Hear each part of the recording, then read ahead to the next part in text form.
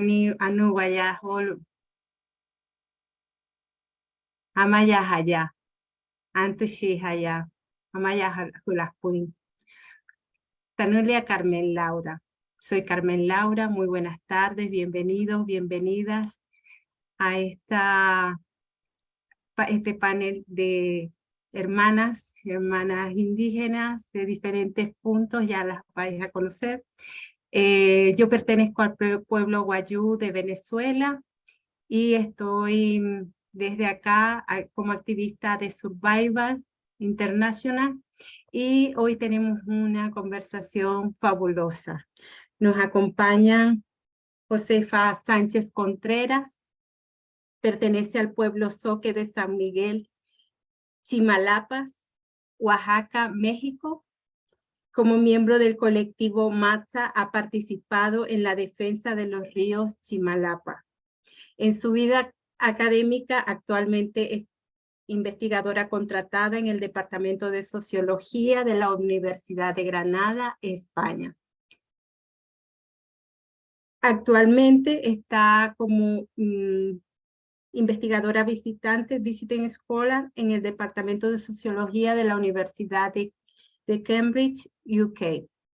Coautora del libro Colonialismo Energético, Territorio de Sacrificio para la Transición Energética Corporativa en España, México, Noruega y el Sahara Occidental, Icaria 2023. Coordinadora del libro Cada vez más Mocayas, Pensares, Sentires de Zoques Contemporáneos, CACAL 2023. También tenemos a Yanquiray, Antosupian Yanquiray, y Panemay Morales, indígena mapuche de Gualmapu, Chile. Vivió y se socializó en la comunidad mapuche Coibe Paneimal. Por su oposición a la dictadura, su familia tuvo que vivir en la cárcel, la tortura y el exilio. Ya nos hablará de eso. Desde los 13 años se organizó en el movimiento de jóvenes Admapu y salió del país en 1987 y regresó en 1995. Llegó a Alemania en 1997, desde donde se unió al movimiento de migrantes y tiene toda una actividad en muchos ámbitos y trata de visibilizar toda la problemática que hay del pueblo mapuche en cuanto a su territorio, violaciones de derechos humanos, entre otras problemáticas que afectan y que trata de visibilizar toda esa problemática que afecta a nuestros hermanos de Gualmapu. Y Ninari Chimba, educadora, activista indígena Quichua Panzaleo Otavalo de Ecuador, maestra de la Escuela Yachay Guasí de Quito, Centro Educativo Comunitario Intercultural Bilingüe, activista, investigadora, consultora, ecofeminista, antirracista, actriz, locutora, cantautora, magíster en educación para la justicia social, entre otras cosas maravillosas que ya tendremos el placer de conocer. Y bueno, todo esto es posible gracias a Survival International, que nos da este espacio a nosotras como investigadoras pertenecientes a nuestros territorios, arraigadas así no estemos dentro de nuestros territorios, vamos dejando huella por los aportes que venimos haciendo.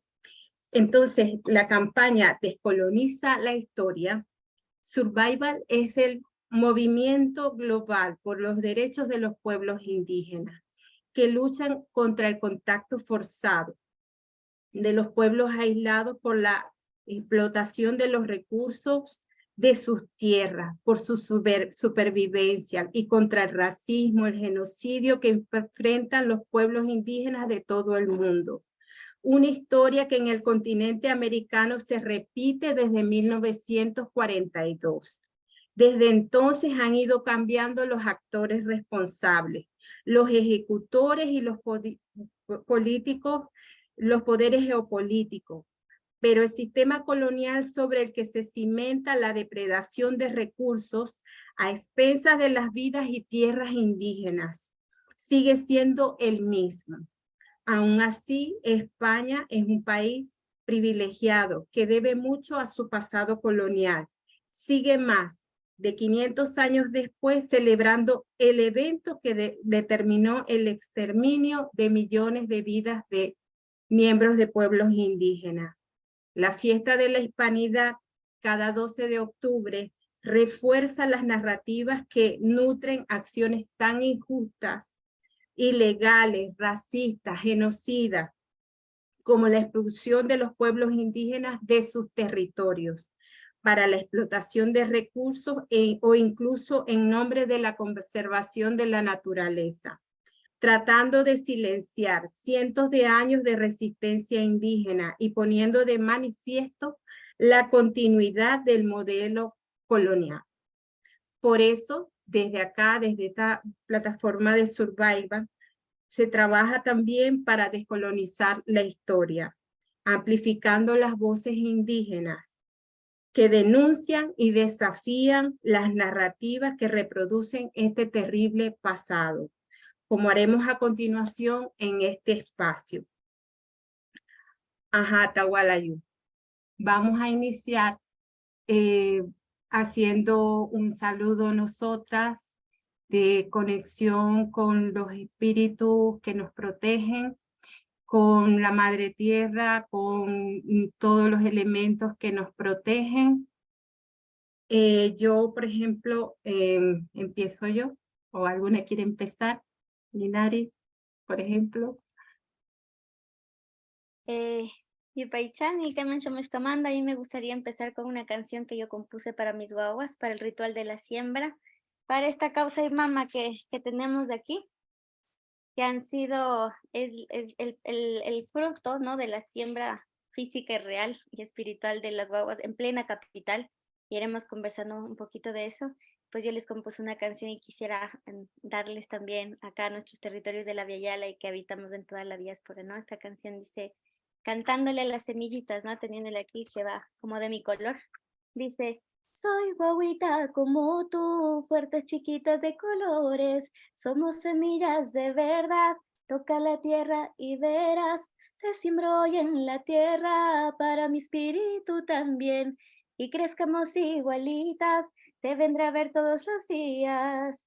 Kashna wawa mikani, tulpukunas nashin chihuahua, muyukuna pachakanchi, ashpata hapish parikuy, kunang aspapi tarpuni, nyukaushay pasmirangmi, ishkandi pakta kausashun, tukoy punjari kurishunmi. Kashnakachu, mi paichan. No, my padre, gracias. Yankiray. Bueno, Mari Pulamien, Mari Puwachafe Somo, Mari Compuche, como é acolhimento face online trawon meu, Ncheta Yankiray Painemal, Mapuche Somo Tanche, Kakapa Mulepan, Kiñe como Chalin Kupale Compu Wachafe. Bueno, un saludo a todas las hermanas, sobre todo a las hermanas que están luchando. Quiero, más que nada, antes de iniciar, siempre recuerdo a la gente que estuvo antes que nosotras, nuestros hermanos y hermanas que han dado su vida para que nosotras podamos estar aquí.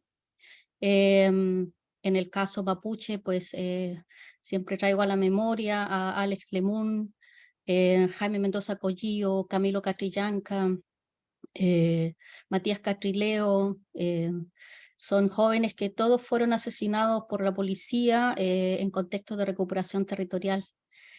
También darle un saludo a todos, a todas las hermanas, hermanos que están resistiendo en estos momentos, a los hermanos indígenas de Brasil que están en una lucha por la defensa de la tierra.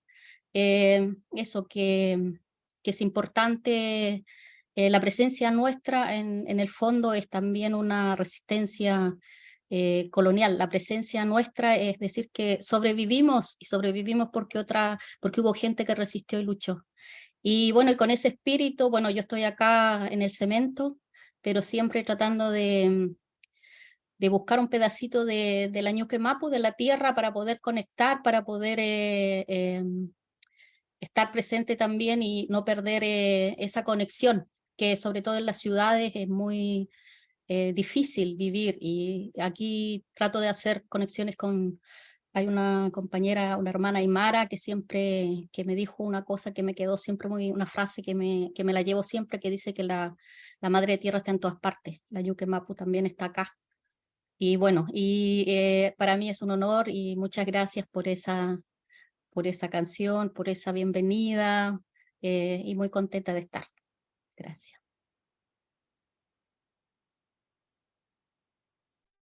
Josefa.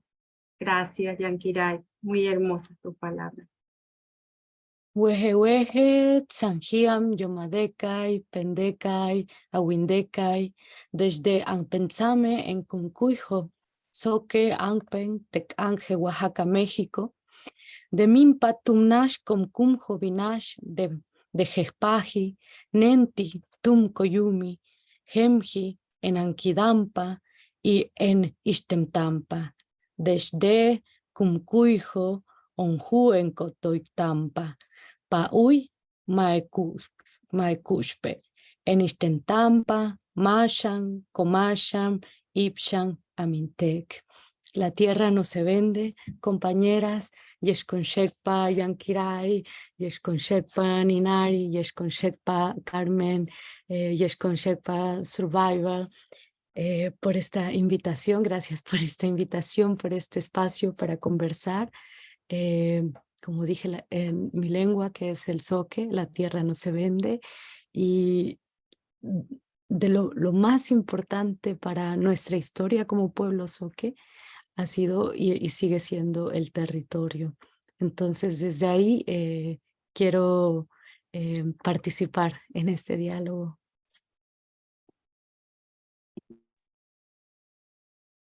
Ana Smai, Maipadi. Ajá. Ahora yo me dirijo a, digamos, al gran espíritu, a la madre tierra. Anunhauru taya, talatz taya, kaya, intarakama, ashahan. Anunhauru talaniashe.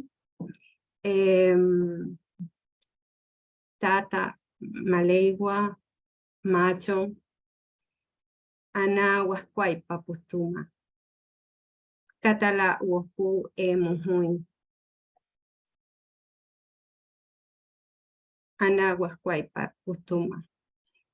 Pirula huascu anay. Yehane. Bueno, aquí está. Madre Espíritu, ábrenos los caminos, apártanos de los caminos que no nos llevan a sendas de bien, que nos vaya bien en este diálogo, en esta conversación, y que podamos conectar entre nosotras, entre la tierra, con la tierra, y que, bueno, que sea muy fructífero para todo lo que vamos a empezar a conversar, a reflexionar, para una mayor fortaleza de nuestros movimientos indígenas, de lo que está haciendo Survival para la defensa de nuestros derechos como ONG internacional dedicada a los pueblos indígenas. Y bueno, empecemos, ese es el reto. Estamos hablando entonces de esta celebración. Yo la llamo 12 de octubre, ¿verdad? Porque vamos, desde que yo este año cumplo 50 años y he pasado por todas esas, ¿no? Día de la raza, día de encuentro de dos mundos, diversidad cultural. Ahora que llego aquí, Día de la Hispanidad, y está ¿qué opinan, no? ¿Cuál es su experiencia en cada uno de los contextos que tienen sobre esta celebración? Yo les puedo mostrar hasta fotos sobre a veces como mamá, como investigadora, sobre estos desafíos que tocan sobre el 12 de octubre. Entonces, bueno, vamos a escucharnos y empieza Josefa, por ejemplo. Pues muchas gracias por, por darme la palabra. No sé si tenemos un tiempo para cada una, pero voy a intentar acotarme para hacer más un diálogo que un extenso discurso, digamos.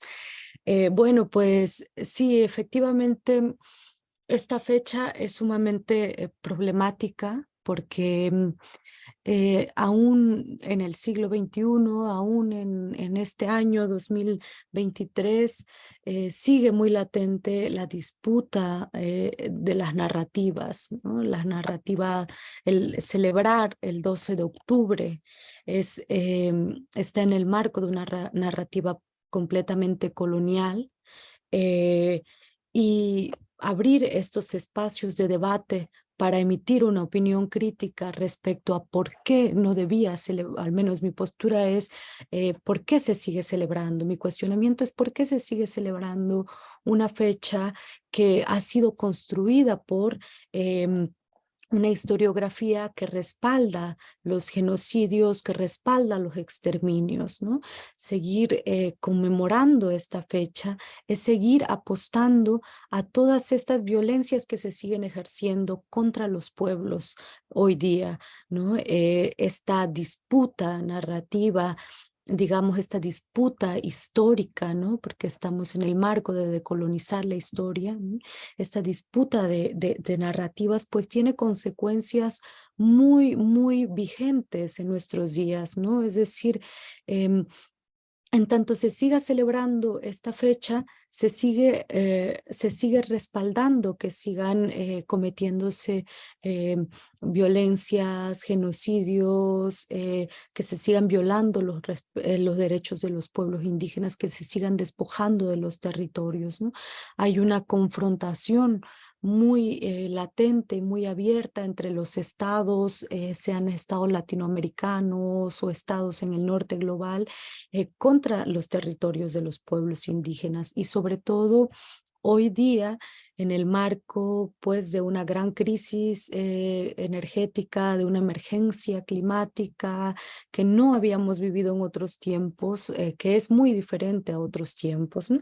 Y a la luz de esta gran crisis pues se siguen cometiendo crímenes contra los pueblos, se siguen ejecutando megaproyectos extractivistas en los territorios, ¿no? Y toda esta narrativa del 12 de octubre que pareciera tan desvinculada y pareciera únicamente una fecha histórica pasada, en realidad no lo es. En realidad seguir reproduciéndolo es seguir legitimando estos despojos. Por tanto, yo creo que una historia decolonial apuesta a la existencia de los pueblos hoy día, apuesta al reconocimiento de los derechos territoriales, de los derechos indígenas y apuesta también por que los estados reconozcan seriamente todo ese pasado genocida que tienen contra los pueblos, ¿no? Y que este se siga agudizando pues a la luz de las crisis. Entonces yo creo que la historia decolonial parte, al menos lo que me ha enseñado mi pueblo, el pueblo al cual pertenezco, es que parte de una territorialidad larga, ¿no? Es una territorialidad que tiene una existencia mucho más allá de la formación de un Estado-nación, de la formación de un régimen colonial, que tiene una larga trayectoria y es esa larga trayectoria que creo que nos puede enseñar mucho para afrontar todas estas crisis que estamos viviendo. Y bueno, dejo aquí mi participación para poder escuchar a Yankeray y a Ninari. Yankiray o Ninari.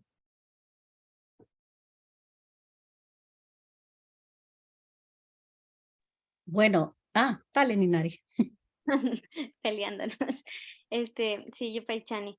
Bueno, creo que al menos para nosotros hemos estado viendo, yo también fui migrante en Madrid, en España, y sé lo denso que implica estas fechas, ¿no? Y lo importante, tanto allá como acá en los territorios de Abya, del posicionar la importancia del asumir este día como un día de memoria viva. Digo, yo al menos nosotras trabajamos con niñas indígena migrante, indígena urbana, ¿no? Ya habitamos también realidades diferentes, la población indígena, niñez negra, afro, niñez mestiza y blanco mestiza. Para nosotros es fundamental entender de alguna manera, entendiendo esta complejidad al menos de Ecuador, ¿no? El país plurinacional, digámoslo así, y cómo este Estado-nación a una manera de seguir permeando la colonización de la memoria, que decimos, ¿no? La colonización de la memoria desde las primeras infancias ha sido de sustituir los términos, porque los lenguajes han construido una identidad colectiva. El lenguaje, en el español, ¿no? Ha ido construyendo imaginario colectivo y lo ha posicionado como el Día de la Interculturalidad. Entonces, al menos acá trabajamos desde dos aspectos. El primero es el cuestionarnos, ¿no? Desde la primera infancia, estos términos, cómo permean sobre nuestro sentir, de cómo habitamos siendo indígenas, no indígenas, de cómo esto permea la educación y la manera de cómo nos vamos formando. Y le hemos ido dando quizás unos términos que capaz también para las adultas nos resulta más fácil comprender cómo funciona en estas fechas lo que se da acá, que aquí salen personas hispanistas, imagínense en Ecuador, personas hispanistas con las banderas de España, etcétera. Por otro lado, personas de pueblos originarios, mestizas también, como reivindicando, ¿no? Como lo hacen ustedes y lo hacemos pues muchas personas en la diáspora en general. Y lo hemos posicionado como para entender este fenómeno que lo hemos ido como encontrando ciertas palabras este fenómeno del espejo del vampiro. ¿Por qué? Porque es quizás desde ese lugar entender las personas mestizas y blanco mestizas que en estas fechas se les empieza a enervar, ¿no? Es como se les empieza a poner la piel de gallina porque ya empiezan a escuchar que no se celebra, que no, que lo de la llegada de los españoles, etcétera, y viene a surgir la fragilidad blanca, ¿no? La fragilidad blanco-mestiza. Pero en este fenómeno del espejo del vampiro, desde el lugar mestizo, blanco-mestizo, vemos que al querer verse al espejo, un espejo de estado plurinacional, de estado intercultural, no se pueden ver, porque primero no pueden reconocerse ellos mismos, ¿no? ¿Qué les atraviesa, al menos en el contexto latinoamericano, qué les atraviesa como mestizos, blanco-mestizos, ¿no? Y eso cómo ha permeado su identidad, cómo ha permeado también las maneras en cómo habitan estos territorios milenarios, cómo permean desigualdades, etcétera, y es un conflicto que les genera a la población blanco-mestiza, a la población mestiza, este espejo, ¿no? De decir, no, es que sí es intercultural, porque capaz yo tengo una amiga indígena, porque capaz yo tengo un amigo negro, pero no se pueden ver, y eso genera también una crisis. Por otro lado, la población indígena, la población racializada, la población marrón, ¿no? Que muchas ya estudiando, ¿no? Dentro de esta academia igual colonial, ya van utilizando términos de decir, a ver, eso es retraso. Hablar del 12 de octubre, o sea, eso ya avanzamos, ya pasaron 530 años,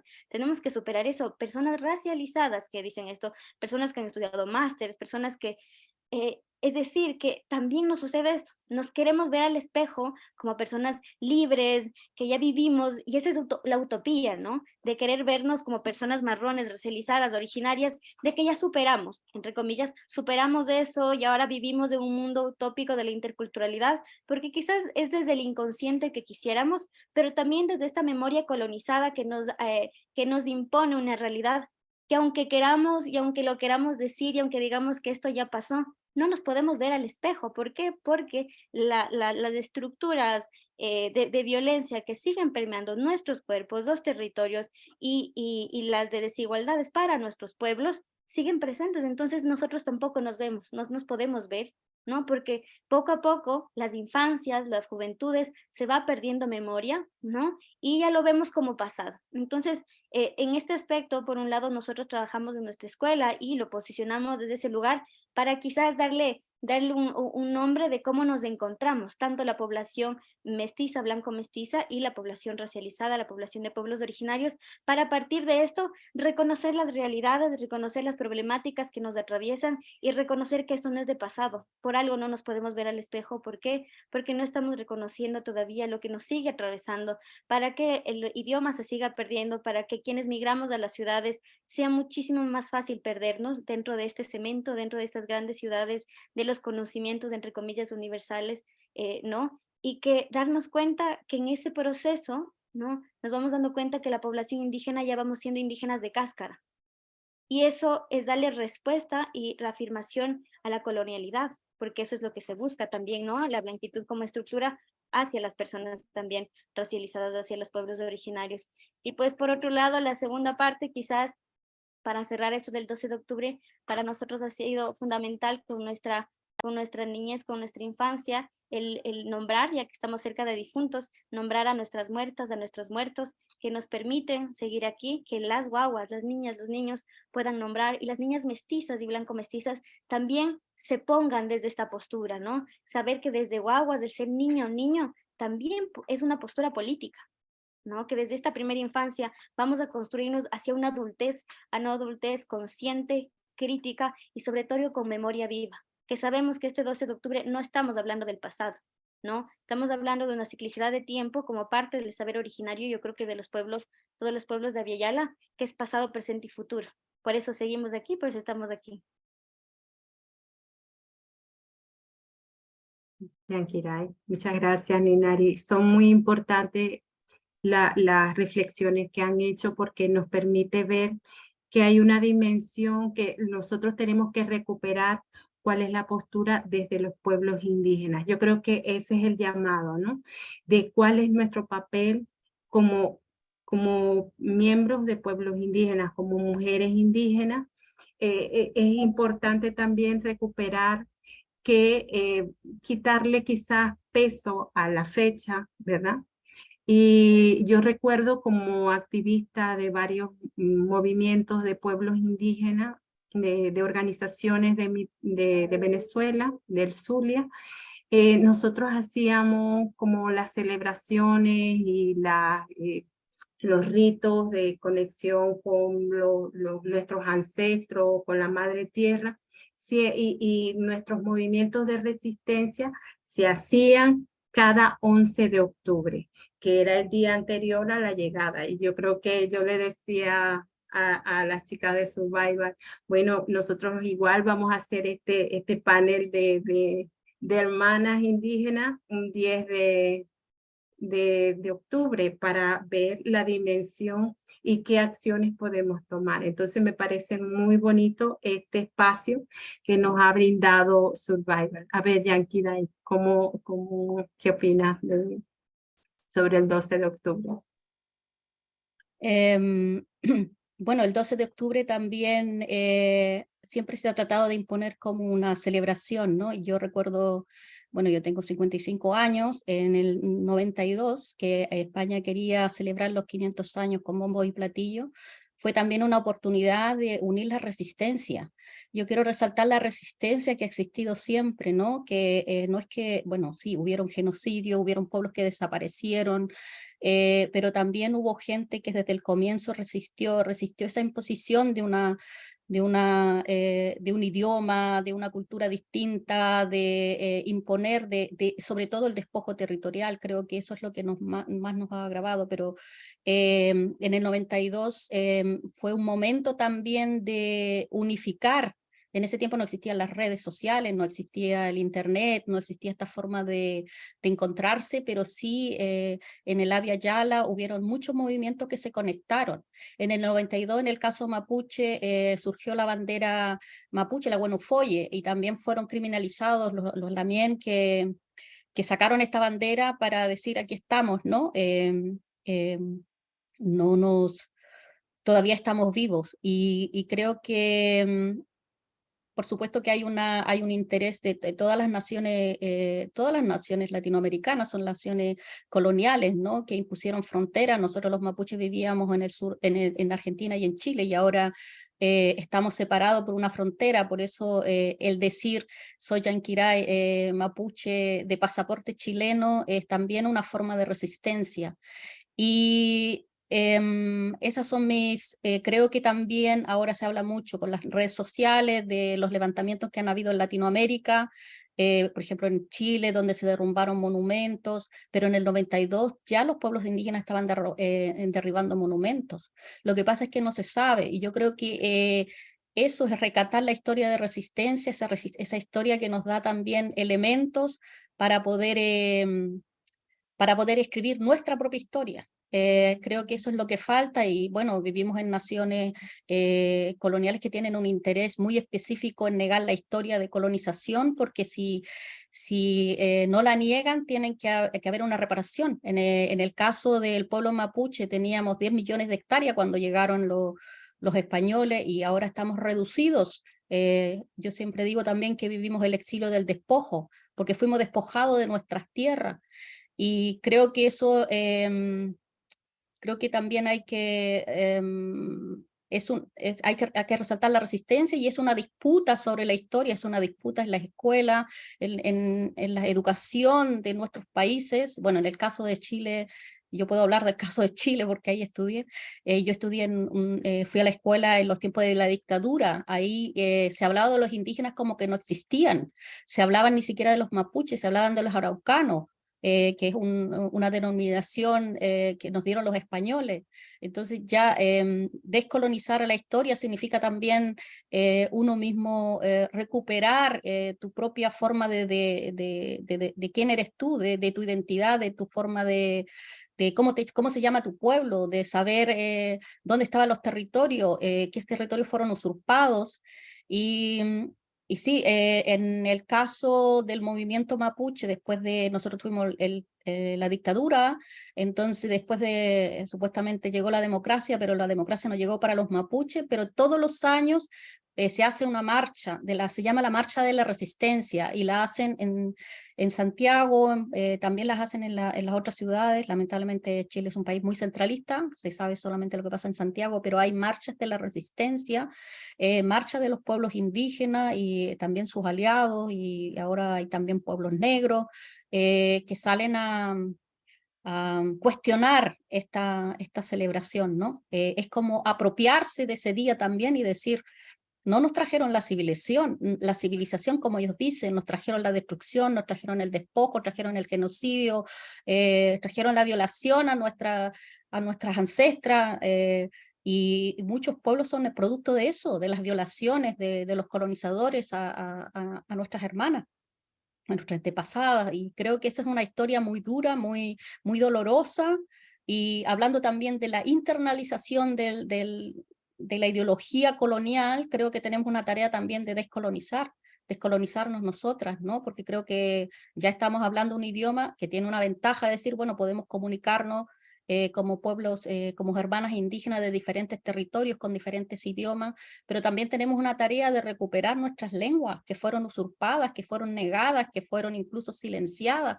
Niños que fueron golpeados, nuestros ancestros que fueron golpeados por hablar su lengua, fuimos cristianizados, o sea, hay mucha violencia, tenemos una historia de violencia, pero también de resistencia, y creo que, como para ya cerrar, pero y contestar un poquito a la pregunta, ¿cuál es el rol nuestro? Yo desde acá, viviendo en este momento, en este exilio del despojo que le llamo, porque creo que es muy importante nombrar sobre todo el despojo territorial, que nos ha quitado la posibilidad de vivir en nuestras tierras y que tenemos que salir a otras tierras a buscar un mejor futuro.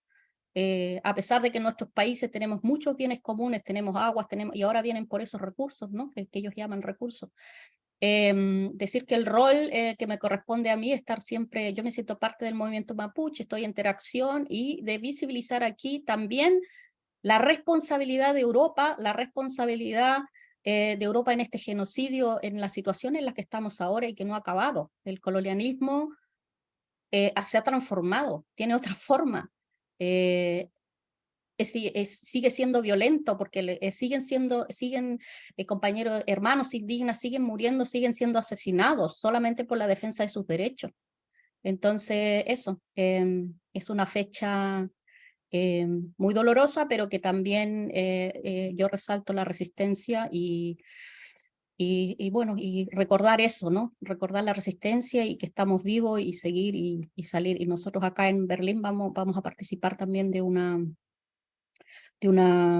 evento, una marcha, una pequeña marcha que vamos a hacer también frente al Humboldt Forum, que es un museo en donde tienen mucho patrimonio cultural que ha sido robado y que están acá encerrados en 4 paredes y en donde uno incluso tiene que pagar para entrar a verlos.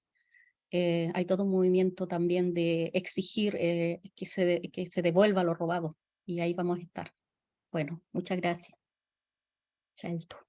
Yankiray, muy importante tu reflexión porque precisamente tiene que ver con ya lo que les quiero preguntar, ¿no? Y que ya tú has profundizado con tu reflexión sobre la necesidad. ¿Por qué hay que descolonizar la historia?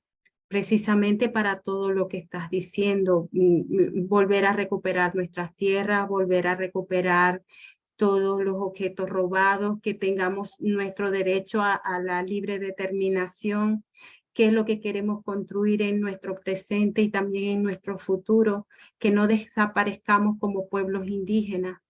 Allí está el desafío, el gran reto para todos los pueblos indígenas del mundo, no desaparecer como pueblos.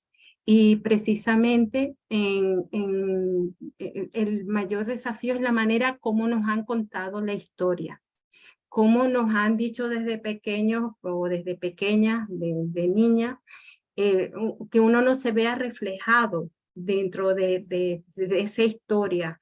O los indígenas vivían, no sé, en chozas, en chozas o cualquier cosa, cualquier invento. Entonces, no refleja esa historia la diversidad, qué pasó con cada uno de nuestros pueblos.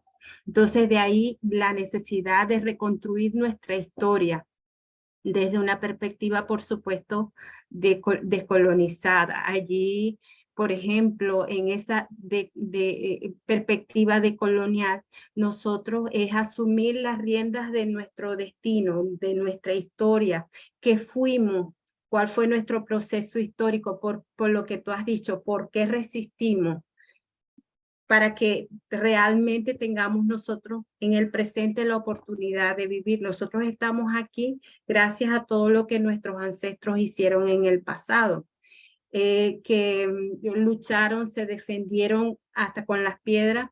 Por ejemplo, en el caso del pueblo Wayuu, comerció, aprendió el comercio, se abasteció de armas de fuego, comerció en las costas con ingleses, holandeses, franceses, para proveerse de armas, para defenderse, para defender su espacio. De allí que la península de La Guajira nunca fue colonizada en los 3 siglos de dominio hispano, muy paralela en la historia mapuche, que tampoco eran indígenas a caballo, ¿verdad? Eran indígenas a caballo y que resistieron a todas las tentativas del poder español para defenderse y fueron siempre como beligerantes, luchadores, porque esos espacios no podían avanzar las misiones, y si las misiones llegaban o la fundación de ciudades eran efímeras. Entonces allí eso hay que contarlo.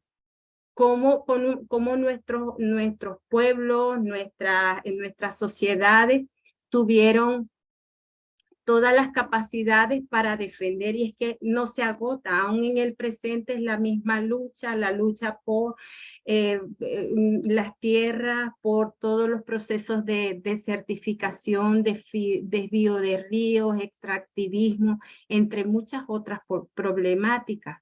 Entonces, ahí queda la pregunta latente. Quizás Ninari y Josefa podés complementar, porque ya Josefa, ya Yankiray ha hecho,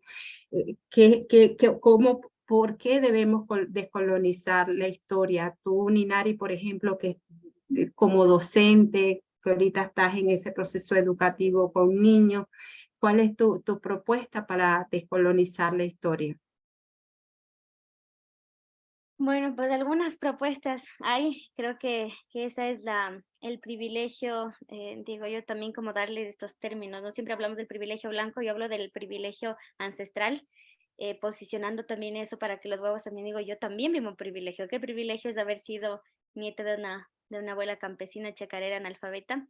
Y pues en ese sentido, creo que algo que nosotros sí buscamos hacer es eh, tomar conciencia de eh, por qué se sigue viviendo, ¿no? Las consecuencias de un 12 de octubre, ¿no? De hace más de 530 años, darnos cuenta que qué heridas se dejó aquí. Hay unas heridas coloniales bastante profundas que se heredan, ¿no? Y que estas heridas están rompiendo estructuras comunitarias como el tejido intergeneracional, porque si no hay tejido intergeneracional, pues el tejido comunitario, y hablar de comunitariedad, estamos hablando de solo un discurso y folclorizándolo, ¿no? Esa realidad, no sé si pasa en sus territorios, al menos acá en el Ecuador, pasa eso, que ya es muy difícil ver a infancias orgullosas, seguras, no solo de su identidad, quizás de esto tan importante que vendría a ser como la piel, ¿no? La ropa, el idioma, pero de este otro aspecto que es la esencia misma y la raíz de nuestra identidad, que es el ser con la chakra, con la tierra, con las semillas, que eso es un trabajo súper, súper difícil, que nosotros podemos hablar, que el territorio, que la defensa, etcétera, pero hablemos de cosas ya más específicas, ¿no? Es súper grave si quizás nosotras podemos ser hasta las últimas que vayamos a estar hablando de esto. ¿Por qué? Porque si no nos damos cuenta, en las primeras infancias ya no están teniendo espacios para cultivar memoria, ¿no? Porque la memoria se cultiva y no se cultiva de manera filosófica. La memoria se cultiva en la tierra, tocándola con abuelita, en la chacra, escuchando el idioma originario, habitando esta ropa que si bien vives violencia, de alguna manera también habitas esta memoria de las abuelas y por ende te empuja, ¿no? Estos otros sentimientos te empuja a seguir reivindicando, resistiendo, pero en nuestras infancias pues hay una herida súper fuerte que hace que estas generaciones respondan hacia esta negación de lo que continuamente se vive y hasta este enceguecimiento de las realidades de los territorios hermanos, de no enterarnos qué es lo que pasa en los territorios mapuche, de no enterarnos qué es lo que pasa ahorita en Brasil, ¿no? Como nos comentaba la compañera, y es de aislarnos. Entonces nosotros buscamos restaurar, reparar el shungo, el corazón de las guaguas, y este reparar el shungo es también reparar esta relación de poder que se posesionó y se impuso sobre nosotras, de lo cognitivo sobre lo emocional, ¿no? Y que eso es propio occidental, completamente propio el habitarnos y el concebirnos de manera segmentada, ¿no? Desde lo cartesiano mismo, ¿no? Primero pienso, luego existo. Qué manera de una metáfora de romper con una sabiduría ancestral como un tejido de saber común al nuestro, que hemos sido unidad, no somos por partes, pero que parte de la educación colonizadora ha sido de que a nuestras infancias ya les enseñemos, no, por acá la extremidad es tal, inferiores, superiores, y con eso también ha sido una ruptura, no una ruptura interna espiritual para los guaguas, para las niñas y niños, para no entenderse como unidad con y entre sí mismas, y por eso nosotros al hablar de esta reparación del shungo es ponerlo, volverle a darle este mismo equilibrio de unidad con lo cognitivo porque el corazón piensa. Sí podemos, esto desde el saber ancestral, pero vamos también desde la ciencia moderna, ¿no? Schenker nos dice que hay como 50.000 neuronas habitando en el corazón, entonces las abuelas tenían una vez más la razón porque el saber milenario está ahí y es importante desde quienes estamos dentro de la formación de infancias, darle este ishkayachay que nosotras decimos de nuestra pedagogía, que podamos formar y guiarnos mutuamente desde estos dos mundos, el mundo occidental moderno, rebuscando, investigando para darle sustento, ¿no? Que repare esta ciencia moderna porque nos ha roto de maneras impresionantes. El genocidio desde la ciencia ha seguido de manera impresionante, pero ahora le decimos, ahora es tu turno, ¿no? Tu turno desde esta ciencia, de que hay muchos científicos que reparen esta herida también colonial que ha hecho que nuestros guaguas, cuando le escuchan a la abuelita hablar sobre que la luna se mira así, significa que es tiempo para sembrar, o cuando el pajarito canta esto, que lo vean como, ay, la abuelita está loca, ¿no? Esto. pero volver a verlo, que se repare y se piense y se nombre como ciencia. Nosotros aquí tenemos una materia que se llama etnociencia, ¿no? Y que se repare desde este lugar y que los guaguas digan, no, o sea, esto es etnociencia. ¿Por qué? Porque somos culturas de prevención. Entonces, el entendimiento del guagua de su corazón y su autoestima es como, wow, o sea, mi abuelita yo lo sabía y ahora los científicos también dicen, ¿no? Que el lenguaje biosemiótico, que la planta ha tenido vida. Ahora ya dice un autor, ¿no? Que sí, que el agua ya ha tenido vida, que ha tenido sentimientos, que si le escuchas del cristal se pone y decimos, miren, guaguas, los científicos ahora lo hacen, pero las abuelas y abuelos, hace rato, a los guaguas es repararle, ¿no? Volver a poner en equilibrio estos saberes de ahora, que sepan las dos cosas, pero que desde esta reparación vuelvan a habitar los saberes ancestrales desde un lugar de orgullo, pero sobre todo de entender que este privilegio ancestral y que aquí habita la alternativa frente a todas las crisis, la crisis climática y la crisis civilizatoria, la crisis de valores de la que nos encontramos, ¿no? Entonces esta reparación para nosotros es fundamental, el pensarnos desde un aspecto de justicia espiritual para las guaguas. Habitando plena capital es posible levantando el cemento y dándonos espacio para tener chakra, para tener semillas, porque si les hablamos de espiritualidad nada más con canciones, sin tierra es muy difícil. Si es que les hablamos de la identidad y del orgullo de ser indígenas, marrones, etcétera, si no hay tierra es muy difícil y eso es lo que le apostamos y mostramos que hay posibilidad. Con esto termino porque esta es a donde nosotros le apostamos y quisiera compartir con ustedes lo que mi abuela del pueblo panzaleo, el pueblo, podría decir, de los pueblos más racializados de acá del Ecuador, ella decía, es importante, guagua, campesinar la ciudad, ¿no? No ciudadanizar el campo, que eso está sucediendo. Rosa María Simbalema nos decía eso y eso es nuestro objetivo y es parte de nuestra pedagogía de campesinar la ciudad con nuestras estudiantes, entre docentes, y este campesinar es desde la chácara, pero también desde estos saberes ancestrales y desde cómo nos reconocemos a nosotras mismas, desde esta belleza, decolonizando la belleza, las actitudes, desde el idioma, que guaguas afro, ¿no? Que no son indígenas, pero que también les atraviesa el territorio y la historia de como pueblos originarios, digan, el quichua es nuestro idioma como indígenas de una nacionalidad, ¿no? Que una guagua afro, negra, me diga, Mashininari, ¿cuándo nos das clase de quichua? Porque quiero ir a hablarle a la chacrita.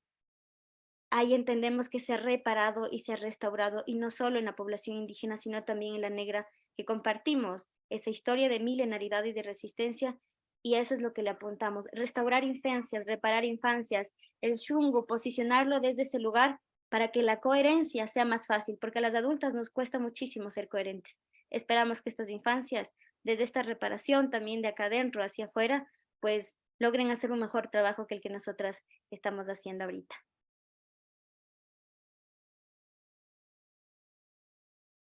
Muchas gracias, Ninari. Es muy especial lo que dices porque estos términos, ¿verdad?, que acabas de decir, ese privilegio ancestral, esa conexión con nuestros antepasados, con nuestras abuelas, es lo que de alguna manera nos da fortaleza para saber lo que somos y eso nos permite ahondar más en ver los ritmos de la tierra, cuando sembrar, se conecta con todo lo que somos y lo que queremos ser. Aparte de eso, también nos permite ir viendo qué contenidos queremos nosotros desarrollar en la educación para lograr esa descolonización que queremos, como ese pensamiento indígena que precisamente debe estar en estas, dándole un giro a estas celebraciones y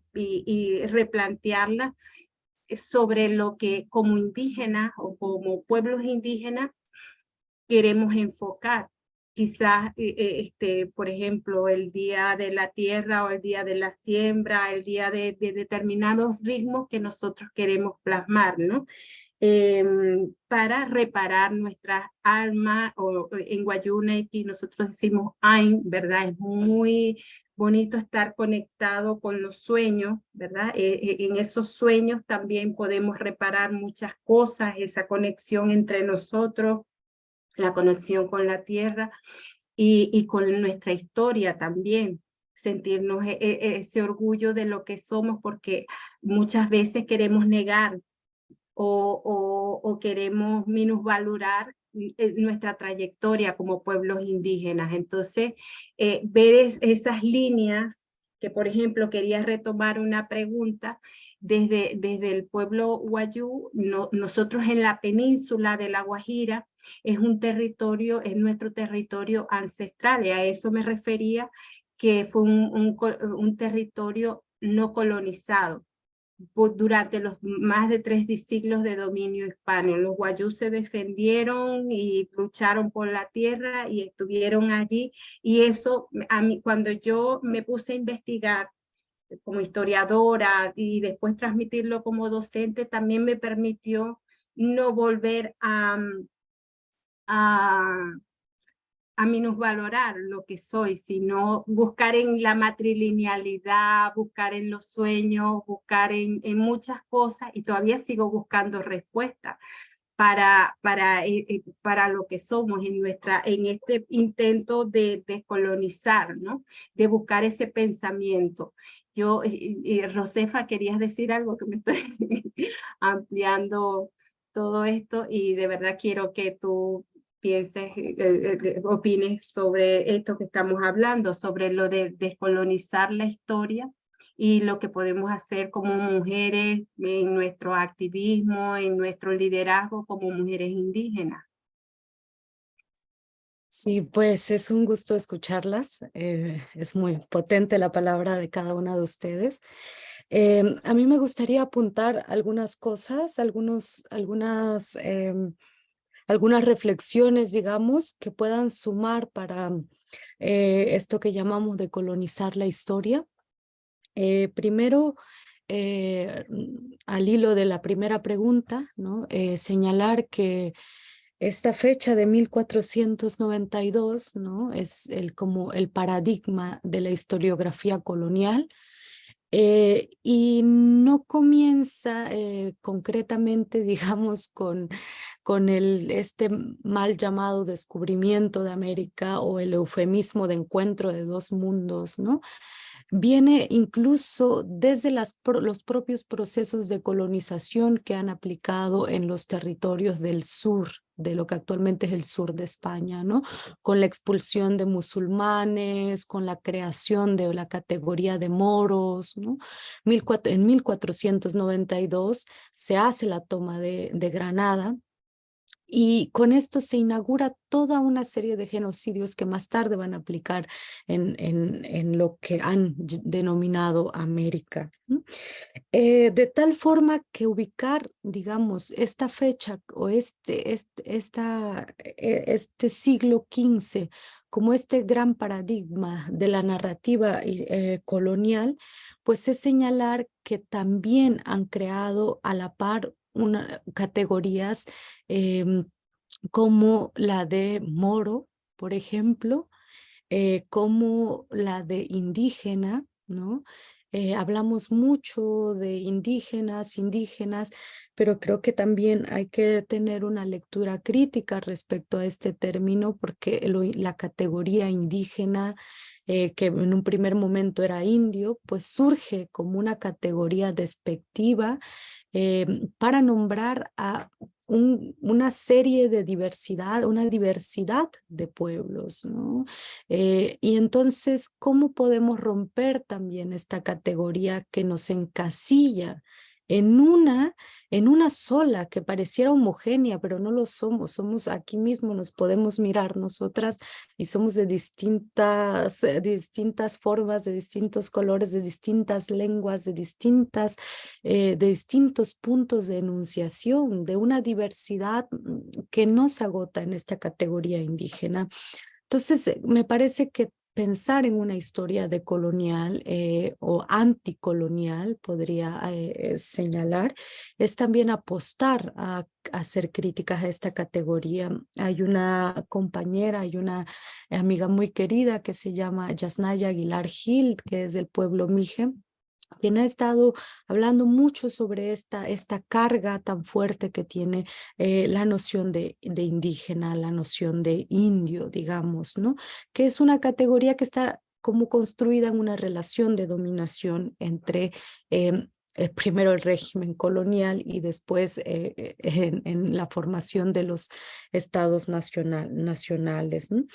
Entonces, frente a eso, ¿qué es lo que podemos aportar, ¿no? Frente a este siglo XV, a esta historiografía colonial del siglo XV, en la que inaugura también una jerarquía racial.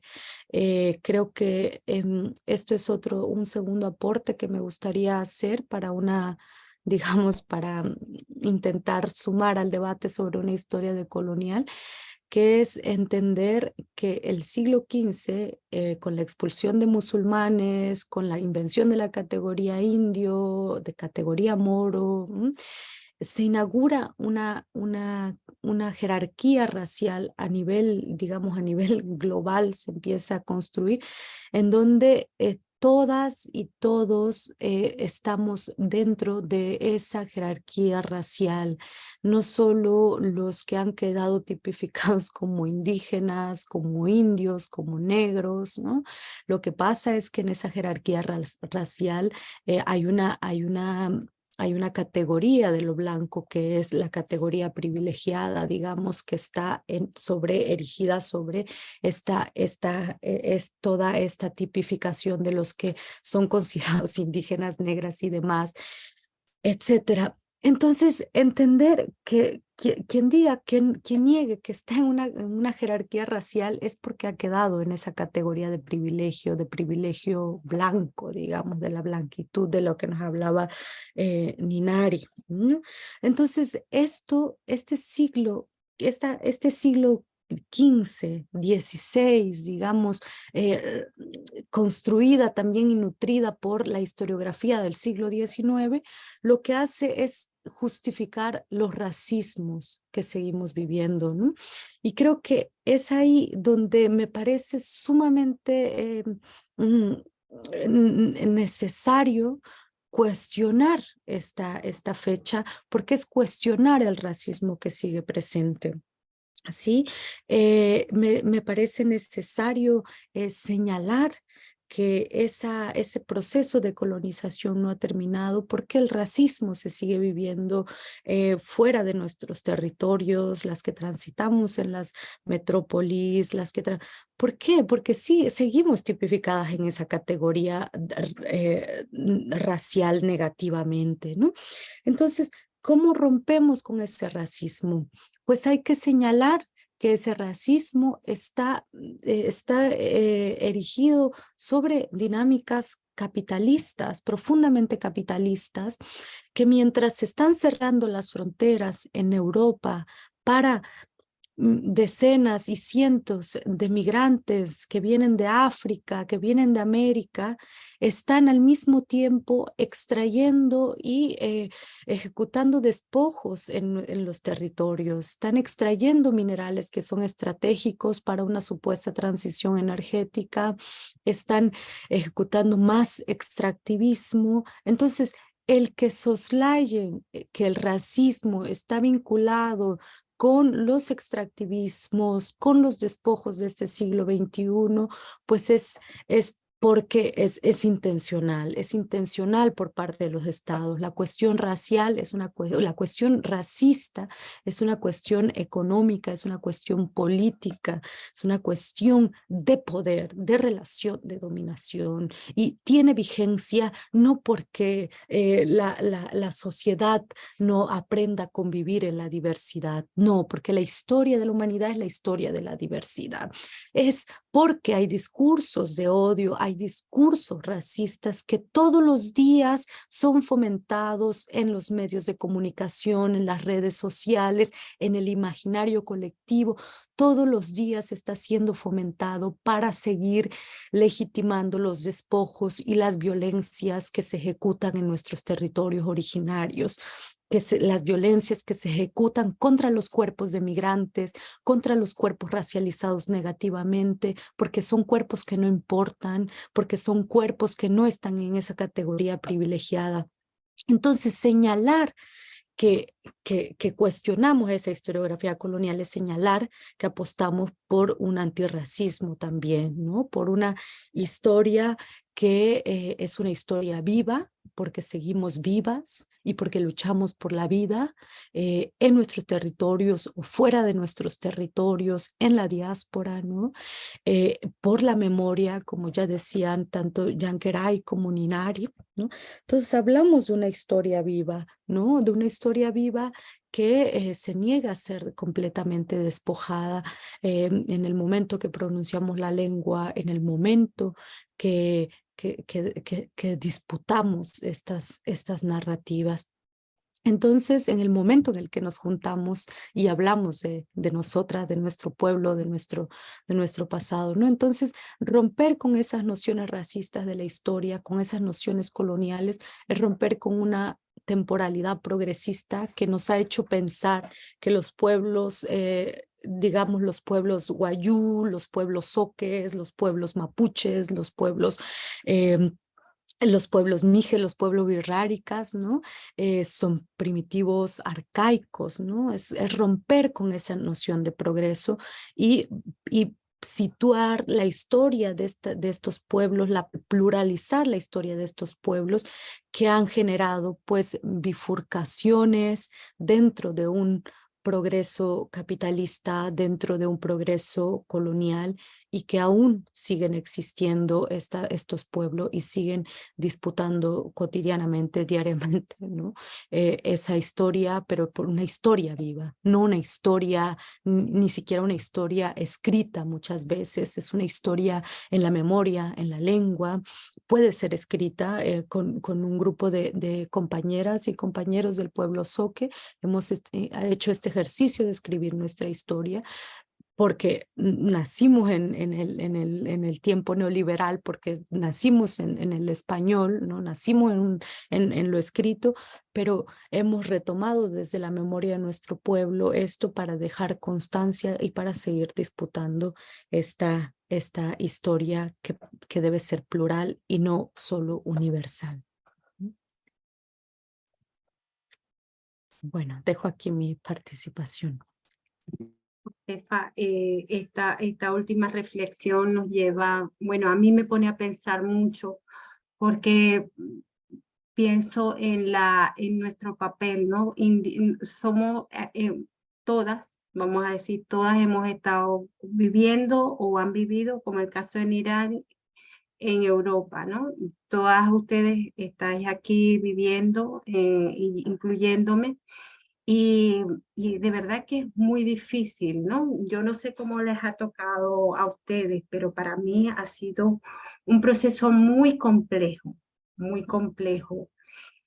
Primero, el tema de la visibilización como mujer indígena ha sido el mayor desafío, porque aquí no hay reconocimiento. O sea, los estándares internacionales en derechos humanos dicen que nosotros podemos estar en cualquier país y ser parte de o miembro de un pueblo indígena y ser reconocidas como tal. Pero, por ejemplo, uno de los primeros intentos infructuosos fue pedir una beca, una pasantía, una práctica como miembro de una minoría étnica y me dijeron, no, eso no es posible porque la única minoría étnica reconocida aquí en España es la población gitana, o sea que tú no tienes derecho a pedir eso.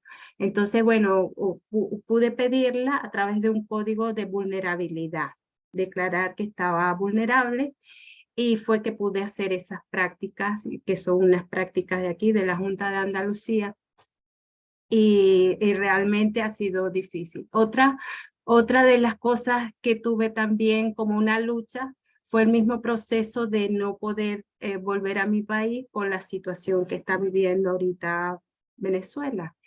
Y bueno, pedí la protección internacional y yo decía, mira, yo necesito que en alguna parte pongáis que yo pertenezco al pueblo Wayuu y realmente no comprendía mucho. Yo dije, ¿por qué? Porque las situaciones dentro de nuestros territorios, así como son difíciles dentro del Estado venezolano, son más difíciles aún dentro de los territorios indígenas y es mucho más difícil. Te puedo comentar el cuadro de mi familia, en fin, todo lo que pasa con mi padre, mi madre, todo en la comunidad. Y entonces me puso ahí como una nota al margen, miembro de pueblo indígena. Otra cosa es ser la madre molesta, ¿no? La madre que siempre está. Voy a tomarme ay, no puedo mostrarle, no sé si me podrán mostrar 2 fotografías, ¿verdad? Que alguien de Survivor me ayude, Sara. Bien, ¿la pueden ver?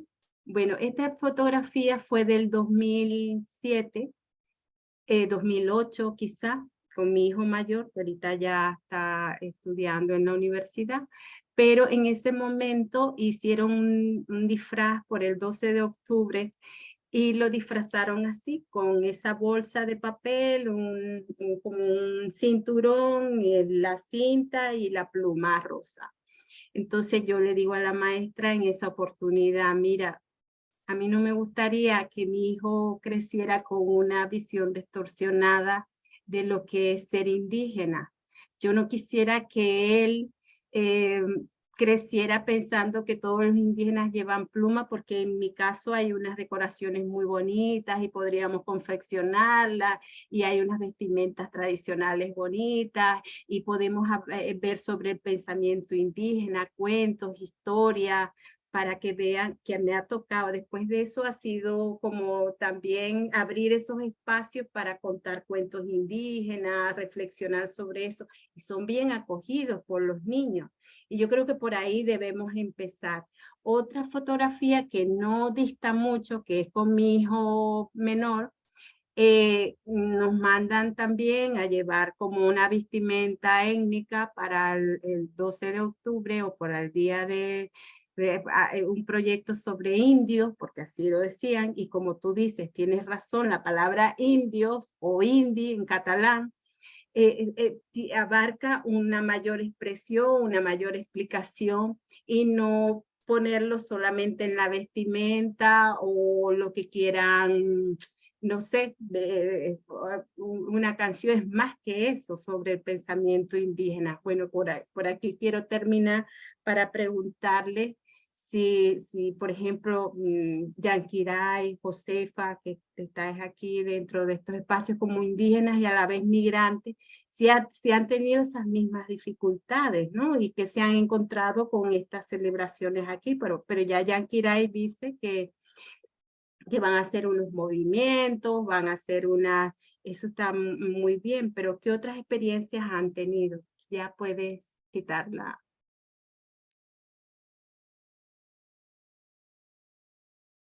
Yo quisiera compartir una experiencia. Ay, disculpa, Yakira.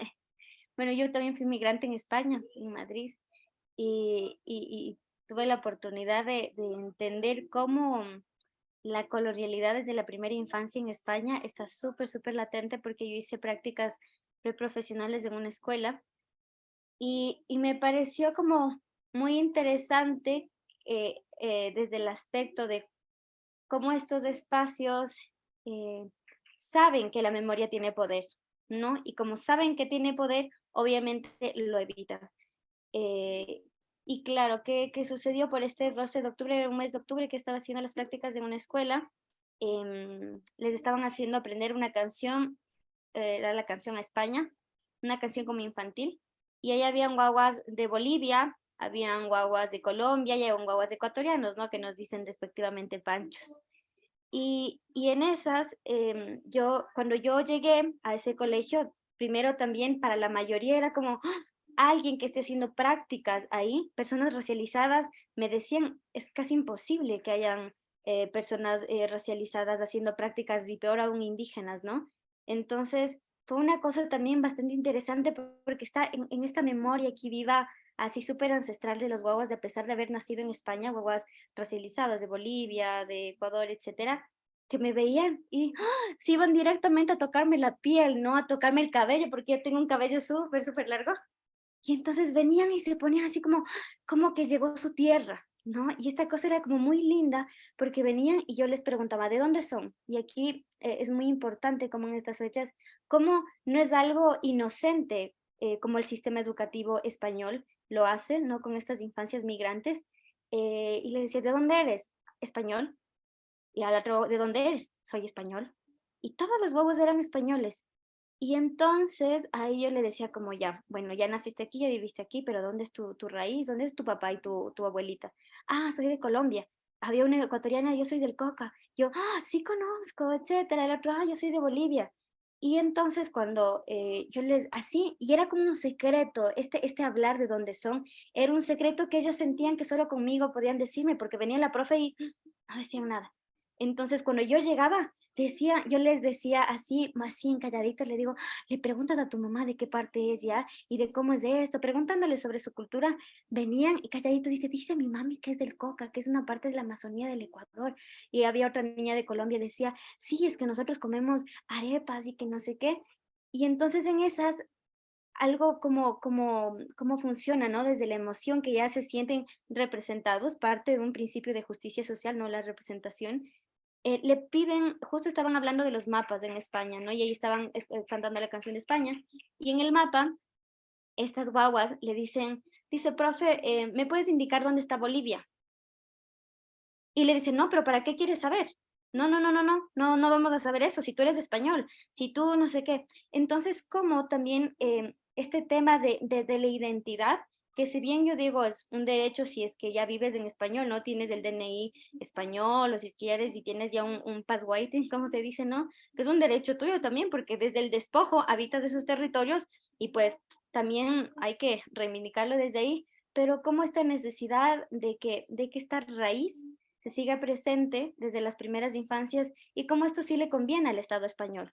Le conviene porque para las votaciones, ¿no? Para las votaciones, que los migrantes voten por Vox, que los migrantes se crean hispanistas, que para el 12 de octubre vayan a sus comparsas a bailar, los bolivianos y ecuatorianos con la danza, etcétera, y acompañen las comparsas, ahí sí les conviene, pero cuando se habla y se denuncia del racismo, cuando se habla de las luchas de Latinoamérica, de Abya Yala en general, pues ahí no. Dramático, violentos, somos malagradecidos. Y aquí está todo un tema, ¿no? Que es como se sigue sosteniendo una idea de que adeudamos agradecimiento a España, ¿no? Y que deberíamos agradecer por ser civilizadas y civilizados.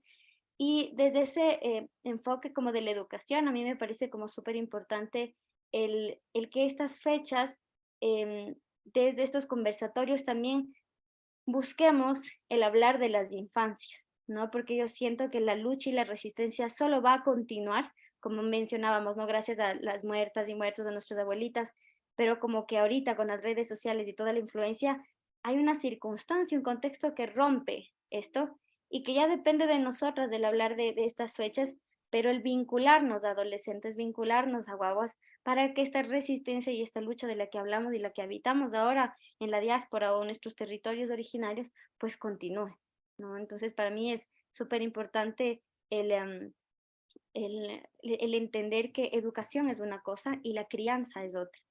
Pero desde estos dos aspectos es súper importante para que esta memoria siga viva, ¿no?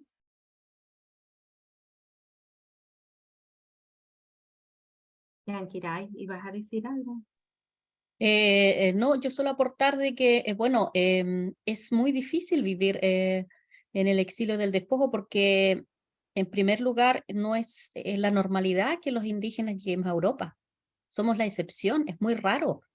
Y normalmente las historias de llegada acá, por ejemplo, en el caso mío, no es porque vine con una visa, con una working holiday, que ahora existe eso, con Chile, por ejemplo, la posibilidad de que se vengan los jóvenes a trabajar con una visa de trabajo, tienen que ser menores de 30 años, tienen que tener cierto recurso económico. y la mayoría de la gente indígena no tiene ese recurso económico. Por supuesto, ahora vemos otra generación que tiene mucho más acceso a muchas cosas, pero no es la normalidad. Entonces, encontrarse aquí con gente indígena, por lo menos en el caso de acá de Alemania, es mucho más difícil. Yo creo que España se diferencia un poco en eso, porque bueno, llegas a un país donde se habla una lengua totalmente distinta. Bueno, las personas que conozco acá, que vienen realmente de las comunidades indígenas, conozco a un compañero que viene de Guatemala, que es cachiquel, y una compañera aymara que también viene, bueno, y los trabajos que hacen los indígenas, los que, pues aquí uno llega a trabajar, a limpiar, a cuidar bebés de niños blancos, a limpiar baños, también desmistificar eso un poco porque la gente a veces piensa que uno está en Europa y está en la maravilla, y toda la lucha que se hace también para poder quedarse en este país, el tema de las visas, uno vive mucho tiempo sin tener derechos ciudadanos. Aquí en Alemania yo después de vivir 25, el año pasado, recién 25 años, recién pude acceder a la nacionalidad alemana y estoy ahí con un conflicto por el tema de que también a mí me exigen renunciar a la nacionalidad chilena.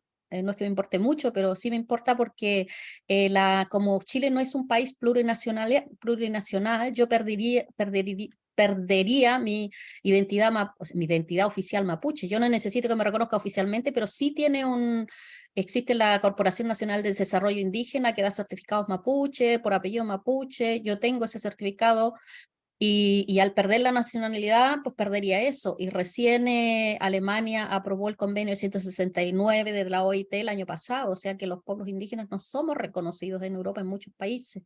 Y eso también nuestra existencia hay que lucharla, ¿no? Y no es fácil. Yo creo que la migración, sobre todo la experiencia que yo he tenido aquí, yo también he vivido racismo dentro de la comunidad migrante latinoamericana blanca, porque aquí llega mucha gente de Argentina, de Chile, gente que es blanca y que te intenta silenciar, se intenta también apropiar de tu historia. Y eso también es muy doloroso porque, pero también yo veo que la migración puede ser una oportunidad también para la gente no indígena de entender los mecanismos, cómo funciona el racismo, porque se sorprenden, llegan acá, primera vez vienen el racismo y sufren mucho, y yo le digo, bueno, yo lo viví toda la vida en Chile y ustedes no se daban cuenta.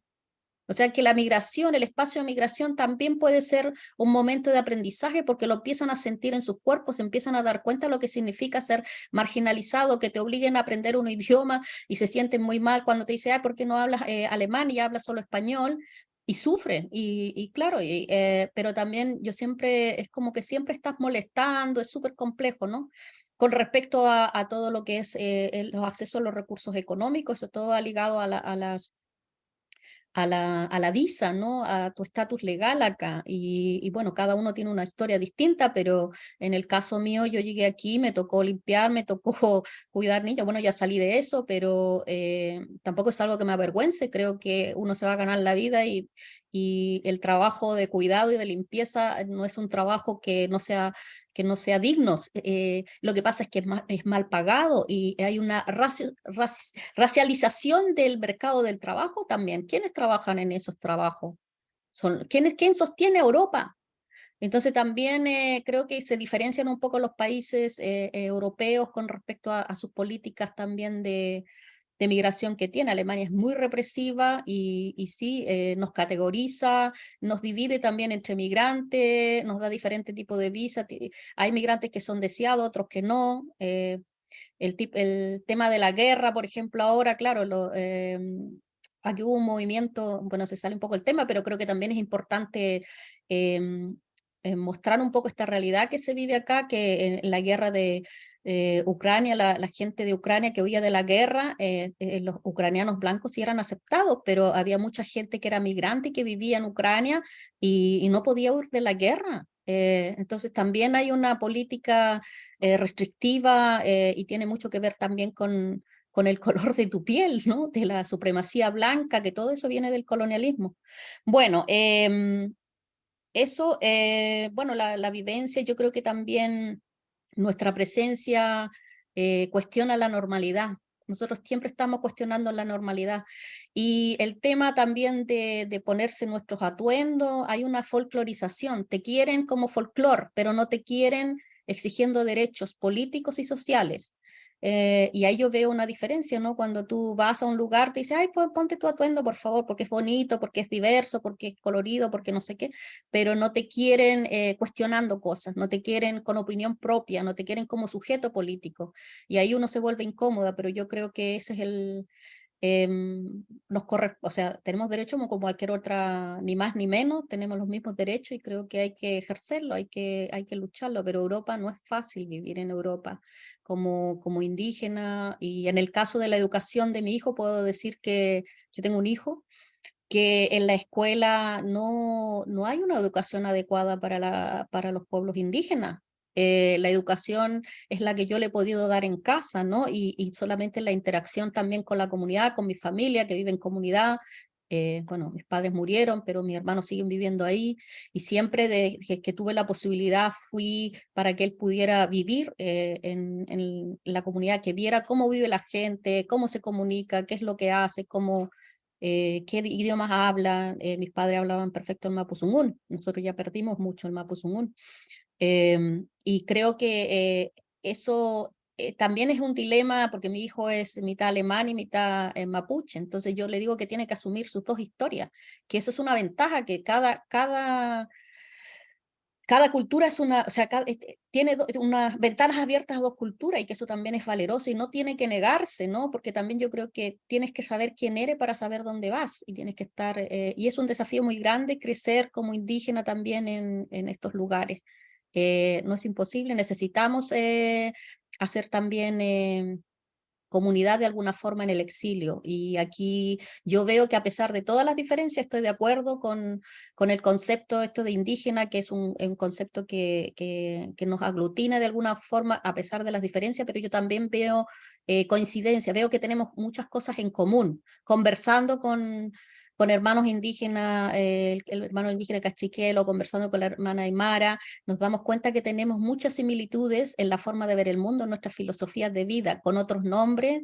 Tenemos el Kumen Mogen, que es el buen vivir, que tenemos principios que se parecen, que tienen otra denominación, y yo creo que eso por ahora nos sirve la categoría de indígena como para hacer comunidad. Pero claro, lo correcto sería que dijéramos yo soy mapuche, tú eres aymara, guaraní, quechua, cuna, eso sería lo correcto, ¿no? Pero no, por ahora no tenemos otro concepto que nos has unificado, a lo mejor tenemos que pensar en uno propio, ¿no? Así como ya se está usando la via yala, creo que es importante también descolonizar el lenguaje. Bueno, hay muchas tareas por hacer, pero yo también me he quedado muy inspirada, sobre todo, y pienso que la educación es un trabajo fundamental, y admiro mucho, o sea, escuchando a Linari, digo, wow, qué trabajo muy bonito, porque creo que sobre todo los niños, el futuro es el futuro, ¿no? Y tenemos que ahí apostar al futuro y darles las herramientas que nosotros no tuvimos. Yo no crecí en una educación así, yo no tuve la oportunidad de tener una profesora indígena, yo no tuve la oportunidad de que me hablaran en mapuzungún, yo no tuve la oportunidad de que me hablaran de la historia, de los cuentos. Eso lo aprendí en la comunidad, con mi familia, con mis padres, pero no en la escuela.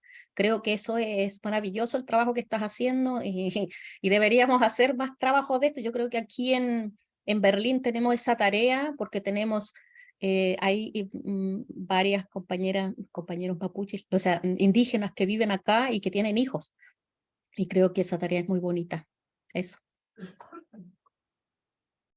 Bueno, me ha encantado tus palabras sirven para ir concluyendo y ver lo que queremos, buscar esos espacios de coincidencia y de construcción de nuevas epistemologías, nuevas a partir de las palabras. Ya Josefa aportó, Ninari, todas de verdad coincidimos, y realmente, Josefa, ¿querías agregar algo que te sirva también para ir puntualizando y concluyendo?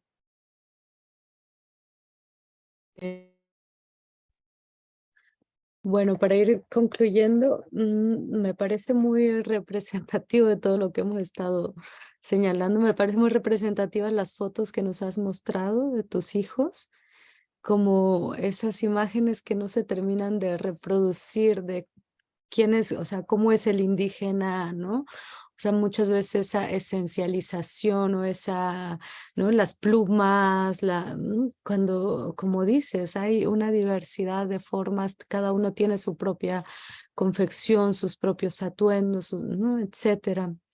Entonces, sí, por ese lado, respecto a mi transitar, digamos, en España, ¿no?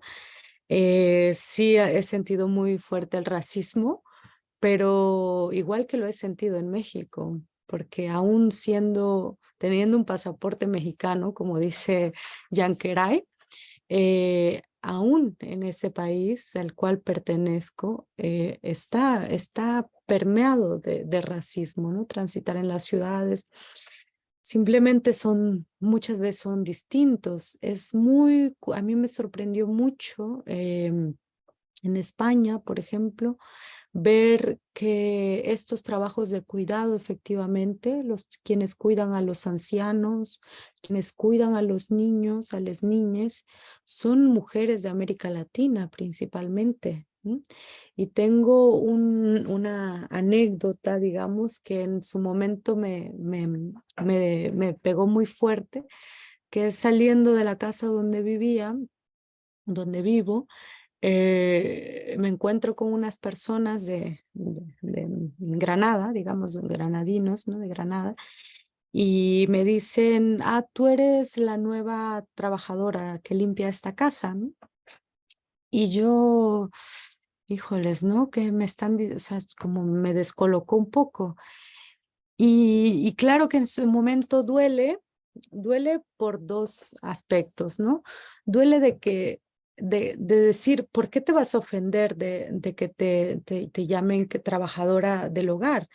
Sí, mi linaje femenino, todo mi linaje femenino, muchas de ellas han migrado a las ciudades para trabajar como empleadas domésticas, mi madre, mi tía, después volvieron al pueblo y hicieron su vida ahí, pero tuvieron esa experiencia que ha sido dolorosa.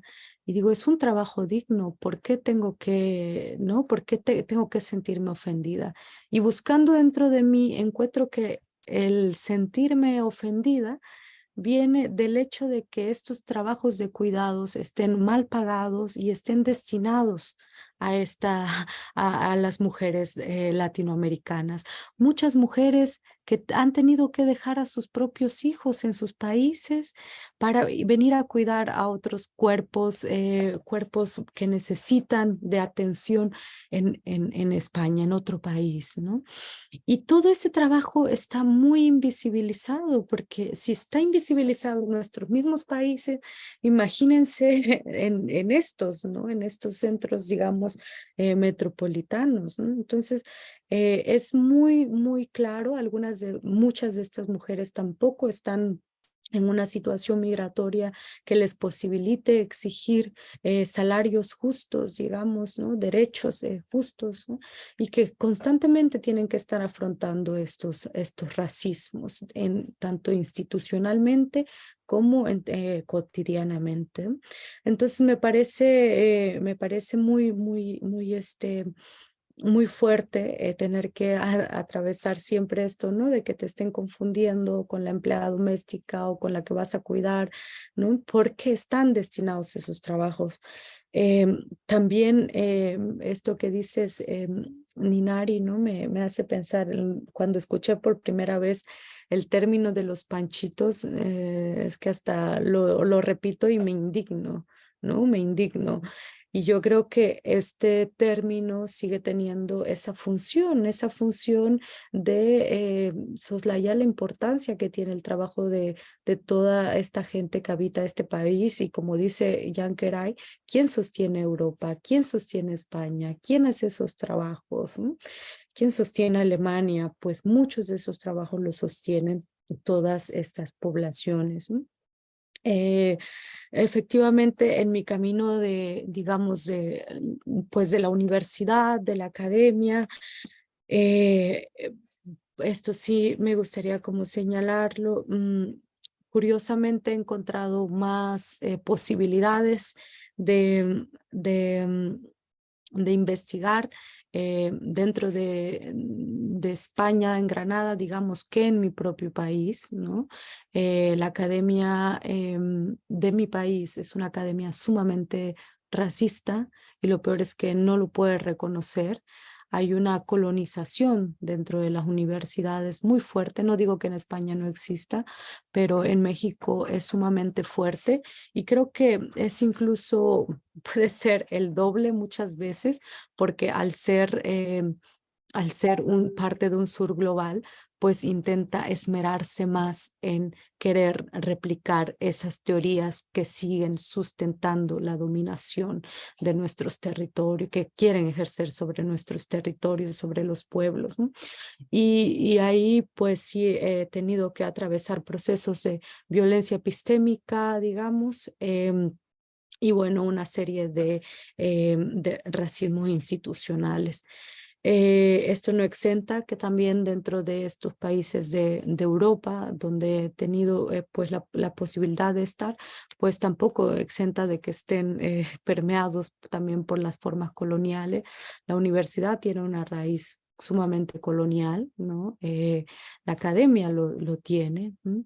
Pero creo que por ahí cada una desde su posición va generando va abriendo surcos, va abriendo brechas para agrietar este sistema de dominación.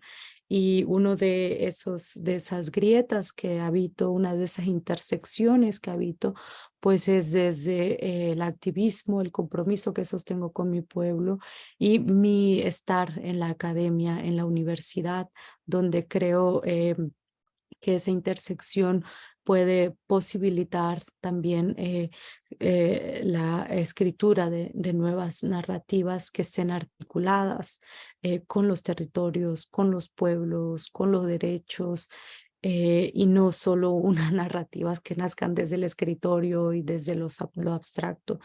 Estar en esa intersección pues es sumamente difícil porque son dos temporalidades muy distintas, pero el ir y venir creo que es como la tarea que tengo actualmente y desde ahí pues colaborar a los procesos anticoloniales, a los procesos de defensas territoriales y seguir apostando pues de que por la vida de nuestros pueblos, por la vida de los territorios.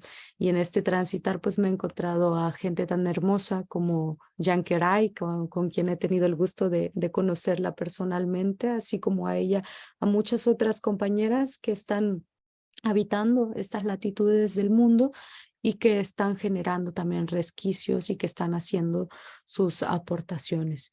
Entonces, estas serían como mis palabras, digamos, para sumar a un cierre. Minari, si quieres terminar, concluir alguna cosa de todo lo que has dicho. Sí. Bueno, comparto muchísimo también. Creo que a veces sí necesitamos, hablando del 12 de octubre, quizás ahorita que nos escucho, resueno con la necesidad de abrirnos de espacios para vomitar de alguna manera todo esto, este dolor que los países blancos del norte global nos ha causado, ¿no? Y que para sanar, porque qué mejor manera de sanar que escucharnos entre nosotras mismas y reconocernos como no la única que yo viví esto acá, etcétera. Y pues creo que eso es súper importante porque parte de la colonialidad ha sido el no permitirnos ni siquiera llorar, ¿no? Llorarnos. Y creo que eso es súper importante, no pensar que la resistencia no es aguantar, sino que también implica el abrirnos y el abrirse también a veces implica el soltar, el llorar, el reconocernos desde ahí también y como resignificar y como esto nos ha empujado, ¿no? Y parte de esto ha sido que en Madrid, por ejemplo, o sea, la migración es muy diversa, ciertamente, y hay población indígena, algo que a mí me llama mucho la atención y la verdad es que cambió mucho mucho mi postura hacia mi, digamos, no quiero decirle ropa, churanacuna, ¿no? Que es como de ponernos, porque cuando te pones no es solo estética, sino te pones espíritu, te pones a tus abuelas, o sea, es una cosa no solo de ropa, ¿no? Y que al menos en Madrid una compañera me dijo, mira, si tú te vas de Madrid, no te pongas. Primero anda viendo cómo es la gente y después te pones la ropa, pero aquí en Quito, como dicen las compañeras Josefa, ¿no? O sea, ya viviste racismo en tu propio país, o sea, dices, ¿qué más? Nunca me imaginé el nivel que iba a llegar, pero aún así me marcó un montón porque a mí me llegaron a escupir, la directora de mi carrera de la universidad me quitó los papeles y la secretaria me dijo, tía, devuélvete a tu país porque alguien como tú ya avanzó un montón, porque alguien como tú no llega a estos espacios, ¿no? Y casi no me permitieron terminar la maestría, a menos que pues siempre hay estas personas, sean blancas, ¿no? Que tienen un poco de conciencia y que intervinieron por mí. O sea, desde lo académico, desde la violencia mismo, me generó como un montón de cuestionamiento del recordarme también, porque si hubo esto de mejor me pongo jeans, ¿sabes? Porque va a ser la vida más fácil. El racismo va a seguir porque soy de este color de piel, pero el evitar esto es muchísimo más fuerte. Pero en esta disputa conmigo misma, ¿no? De sobrevivir, porque te toca sobrevivir, esa es la palabra, y creo que hablar sobre el 12 de octubre es apuntarle a vivir dignamente, vivir en condiciones de felicidad, ¿no? De gozar el placer como mujeres indígenas, de que esto ya no me duela el utilizar esto. Y pues creo que al menos el habitar allá fue una disputa que mis estudiantes, mis guaguas, cuando me mandaban videos, me hacían esto de no, sé fuerte, sé fuerte. Y desde esta fortaleza que me mandaban videos de Mashininari y cómo le va en sus clases, así, decía, claro, a mi abuela le quitaron el anaco, esto se llama anaco, ¿no? Y decir, y ahora yo por sobrevivir quiero, y quizás también es mi derecho, digamos, ¿no? En estas libertades que para nosotros es muy diferente, mucho por conversar.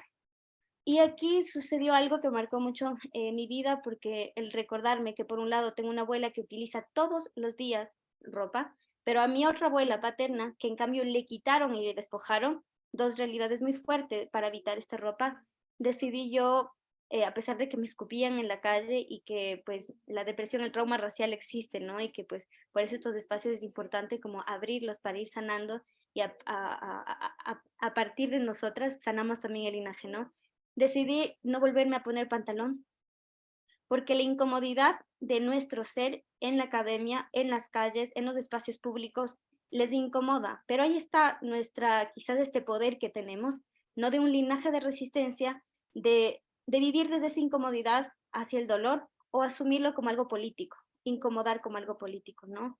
Entonces yo lo entendí desde ese lugar, me causaba muchísimo dolor y estaba en esto de si mejor me pongo jeans, si mejor me pongo pantalón para que la vida sea más llevadera, o si desde aquí también empiezo a resignificar algo hacia adentro mía misma por mi abuela que fue despojada de su ropa. Entonces a partir de ahí voy 2 años cumpliendo y lo digo con mucha alegría porque la mayoría de mujeres indígenas solo se ponen esta ropa solo para eventos, ¿no? Solo para fotos o solo para fiestas.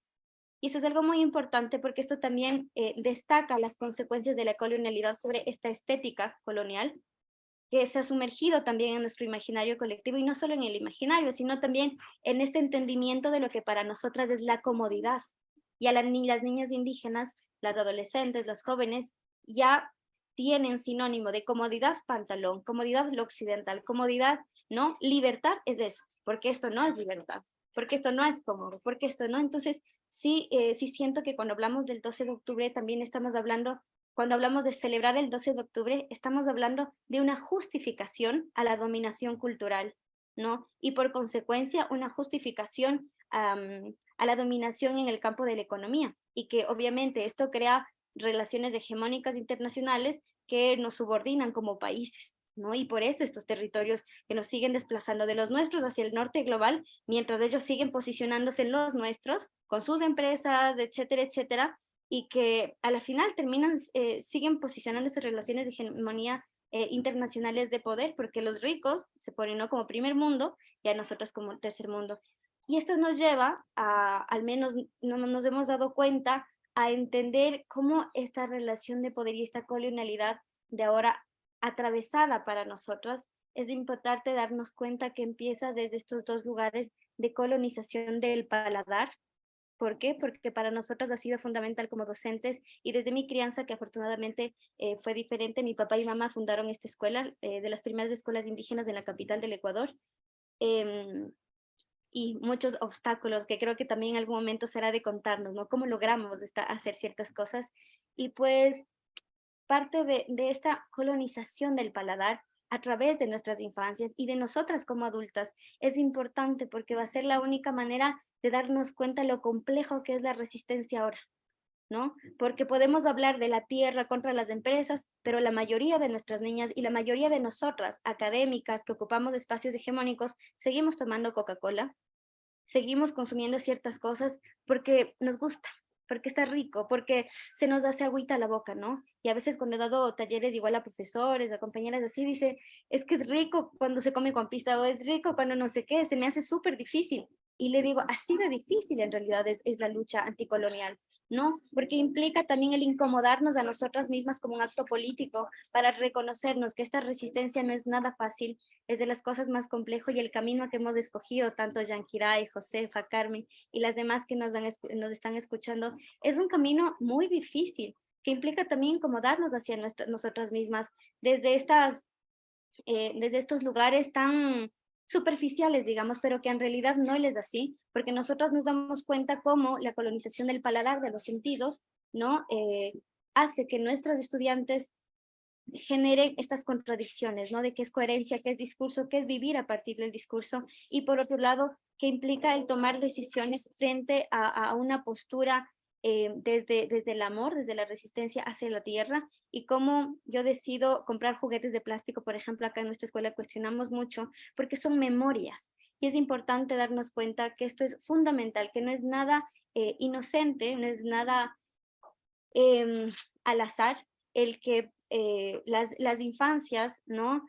Crezcan con muchos, ¿cómo se llaman? Con muchos, ¿cómo se llama? Estímulos, como muchos estímulos que les llevan a defender empresas, ¿no? Porque al que tu guagua, tu niño, te exija comprar ciertas cosas, que llore por un juguete de plástico, que llore por una ropa, etcétera, que represente y simboliza significa que esta guagua ya está siendo parte de él. Entonces ahí estamos perdiendo. Entonces este tema de la colonización del paladar para mí es súper importante porque a partir del gusto, de los sentidos, es como los pueblos originarios hemos guardado memoria por nuestros productos, que el sabor, la memoria del sabor te lleva al recuerdo de la abuela, te lleva al recuerdo del territorio, te liga sí o sí, ¿no? Por eso es que nuestras culturas originarias, la cultura gastronómica viva, ¿no? Es fundamental para nosotras. Por eso es que cuando viajamos y migramos, quizás es lo que más nos hace falta y nos llena, ¿cierto? Porque esa es la cultura viva en la comida. Como dicen las abuelas y abuelos campesinos, dice, yo puedo cultivar, criar la papa, pero la papa me cría a mí. La comida también nos cría a nosotras mismas. Entonces, ponerle atención en este tipo de cosas, de qué es lo que nos está atravesando, quizás como académicas también de coloniales o antirracistas, el empezarnos a asumir esta incomodidad como algo político hacia afuera, pero también hacia adentro, para ir construyendo aspectos y espacios que decimos aquí de encariñamiento, porque es lo que más hace falta hacia nosotras mismas, y este ligado desde el sabor que les lleva a nuestras infancias, este sabor que les lleva al territorio, ¿no? Que les lleve a añorar también a la abuela, que les lleve a añorar esta defensa, porque no podrás comer tanta cosa si es que el territorio se queda desierto, si es que hay monocultivo, si las personas de ahí campesinas mueren, son asesinadas, ¿no? Está súper ligada también con el tema del afecto, etcétera. Y para terminar, para nosotras sí es fundamental como el entender esta relación también jerárquica que se ha puesto al humano sobre la naturaleza, ¿no? Y esto es súper importante en este 12 de octubre también recordar, porque sí creo que es importante, las circunstancias pasan, circunstancialmente Paulo Freire hizo un trabajo muy importante, y circunstancialmente lo digo porque en esa época quizás ayudó, pero ahora nosotros cuestionamos y es importante ahora hacerlos. ¿Por qué? Porque el trabajo de él, si bien era apostándole a lo social, una igualdad social, ¿no? Se olvidó mucho y se olvidó de algo súper que nos interpela y nos atraviesa muchísimo a la población originaria, de esta relación cuerpo-territorio, y era este olvido a la naturaleza. Y esto es algo que ya en las comunidades campesinas y en los pueblos indígenas se posicionó con la alfabetización y con todo esto, y es importante empezar a revisar, ¿no? Si bien esto circunstancialmente apoyó y fue un bonito trabajo y necesario, ahora, ¿qué es lo que hace falta? este despojo de la tierra de nuestras infancias de pueblos originarios o estando en la diáspora es impresionante y es alarmante, porque si hay este despojo interno hacia afuera y viceversa, pues la lucha y la búsqueda de justicia, de memoria y reparación va a ser mucho más complicada, ¿no? Entonces, hay algo que adeudamos también a nuestras infancias, hay algo que nos adeudamos a nosotras mismas, del pensarnos cómo fue mi educación. A mí me pusieron a la naturaleza de manera subordinada y al humano como de esta manera jerárquica, como netamente es de algo colonial, ¿no?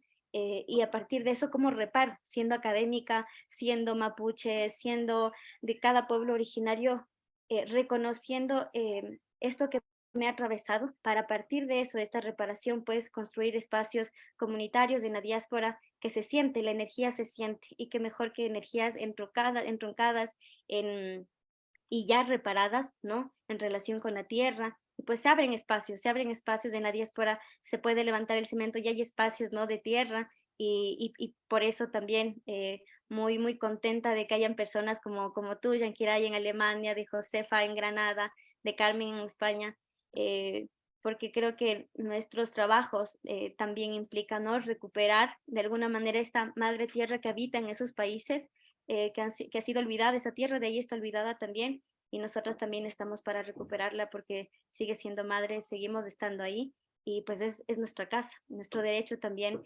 decirle que aquí estamos, y pues que nos dé la fuerza necesaria para seguir habitando desde el corazón, desde la coherencia que tanto cuesta. Y pues nada, una admiración profunda a cada una de ustedes y Paichani por este espacio, y pues que este día deje de ser una justificación a la dominación cultural y se siga reivindicando como comunidad y como resistencia. Qué hermoso. No quisiera que terminara porque ha sido un diálogo muy fructífero, así como las mazorcas y todo lo que nos presentaste al principio con tu hermosa canción, Ninari.